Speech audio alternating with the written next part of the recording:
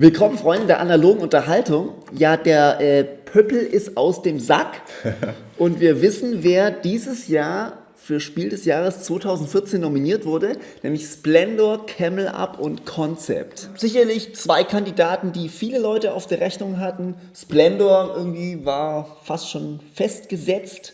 Einige Leute hatten auch Camel Up, ja. wie ich zum Beispiel. Ja, also auf jeden Fall, ja. Also mit den beiden habe ich auch ganz fest gerechnet. Und mein persönlicher Wunsch war ja auch, dass es Concept schafft. Und Concept hat es geschafft. Ganz toll. Es ist natürlich irgendwie schon Spezielles. Ja, ich hätte es nicht erwartet, dass Concept wirklich nominiert wird. Nicht, weil ich es schlecht finde, im Gegenteil. Ich finde, Concept ist eines der absoluten Highlights dieses Jahr. Aber ist das noch ein Spiel oder ist es noch, was ist das eigentlich? Das ist echt schwer zu sagen. Ist das ein Spiel kann das ein Spiel des Jahres sein? Ja, Vielleicht. aber alles, was Menschen an einen Tisch bringt und miteinander spielen lässt, ist ein Spiel. Alle drei Spiele haben wir auch schon besprochen auf unserem Channel. Könnt ihr also die Links euch angucken, die ausführlichen Reviews. Ja, aber jetzt ist natürlich die Frage, wer wird's?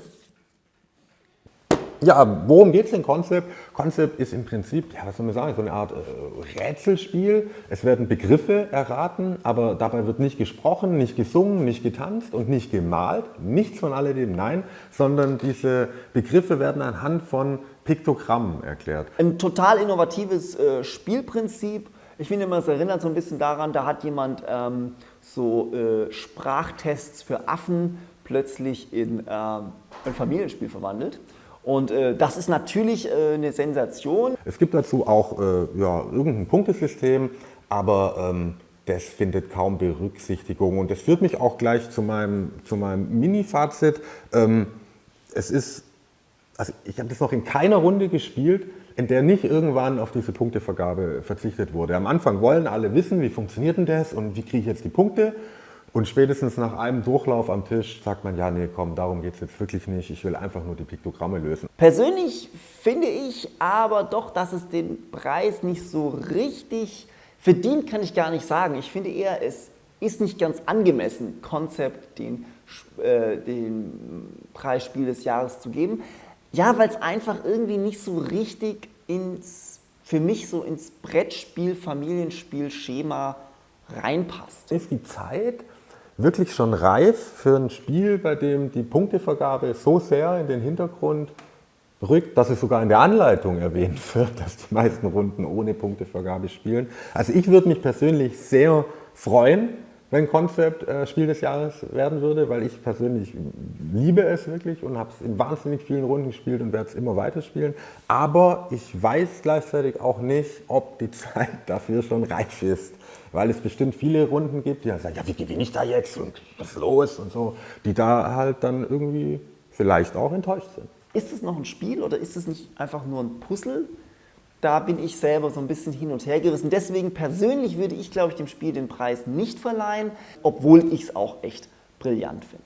Das verrückte Kamelrennen aus dem Hause Eggert Spiele Pegasus.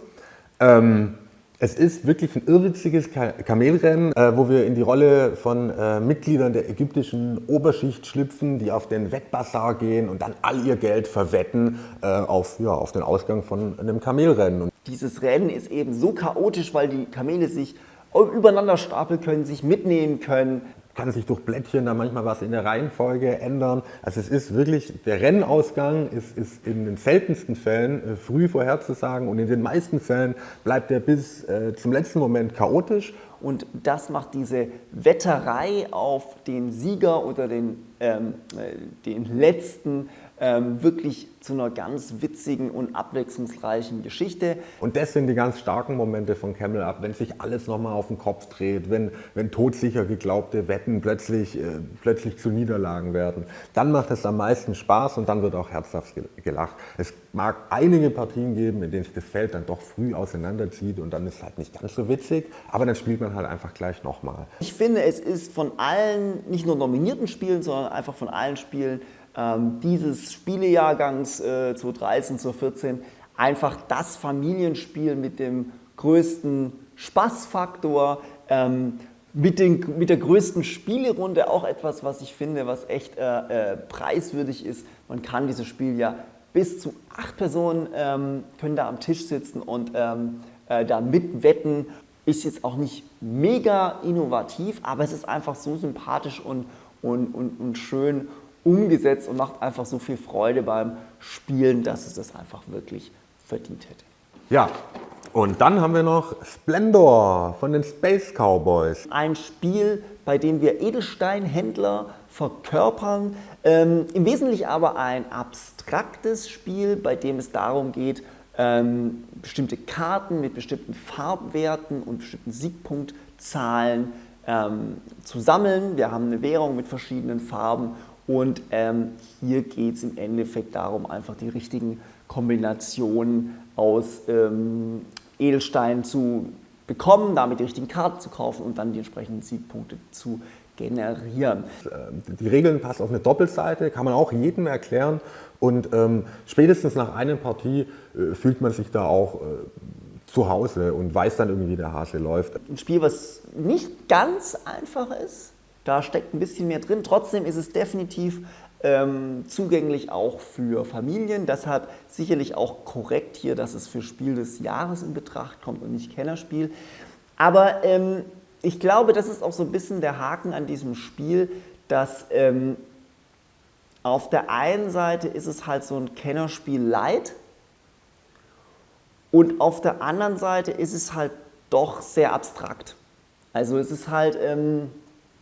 man kann es sehr auf Optimierung spielen, man kann es sehr auf alles im Auge behalten spielen und dann sind es viele Zahlen und viele Farben und dann ist es, finde ich, schon fast gar kein Familienspiel mehr. Auf der anderen Seite kann man es auch einfach drauf losspielen und dann ist es aber auf die Dauer, finde ich, dann fast ein bisschen zu flach. Was besonders hervorzuheben ist in meinen Augen, ist halt wirklich das Spielmaterial. Also das ist ganz toll gestaltet und allen voran die haptisch brillant gemachten Pokerchips, Edelstein-Pokerchips, die will man anfassen und deswegen hat auch Splendor einen Best-of-Titel dieses Jahr und es ist sozusagen das Spiel, bei dem ich dieses Jahr das Spielmaterial am wenigsten aus der Hand geben wollte. Hanabi zum Beispiel war auch ein abstraktes Spiel, aber das hatte eben diesen total innovativen abstrakten Mechanismus. Das hier, finde ich, ist nicht grundsätzlich innovativ. Karten sammeln, die Punkte geben, die bestimmten Preis haben, das ist nicht innovativ. Das ist einfach nur als Package gut umgesetzt. Kann absolut gut sein, dass Splendor den Titelspiel des Jahres gewinnt und es hätte es natürlich auch verdient, weil es macht absolut gar nichts falsch. Es eckt an keiner Stelle an, es ist klar, das ist super, es gibt keine Fragen. Es hat durchaus Chancen, vor allem wenn sich die Jury nicht zwischen den anderen beiden Spielen, Concept und Camel Up, entscheiden kann, dann hat Splendor definitiv die Chance, auch den Preis abzuräumen. Aber persönlich denke ich, ich glaube, die Space Cowboys, die machen noch bessere Sachen. Da müssen sie nicht gleich beim ersten Spiel den großen Preis bekommen. Wenn man wirklich wetten müsste, also ich habe irgendwie so ein bisschen das Bauchgefühl, dass Concept wirklich eine Chance hat, obwohl es ja eigentlich letztendlich der Außenseiter ist. Aber irgendwie diese Innovation, dieses ganz anders, ganz neu, wir denken an Hanabi letztes Jahr, ich habe das Gefühl, die Jury hat so eine leichte Tendenz zu solchen modernen, neuen Sachen, die auch vielleicht neue Spieler erreichen können. Also ich habe auch dieses Jahr mit keinem anderen Spiel so viele Nicht-Spieler zum Spielen bewegt wie mit Concept. Aber da ich jetzt schon nachts davon träume, in prunkvollen Gewändern auf den ägyptischen Basar zu gehen, bleibe ich dem Wettgeschäft treu und wette auf die Kamele.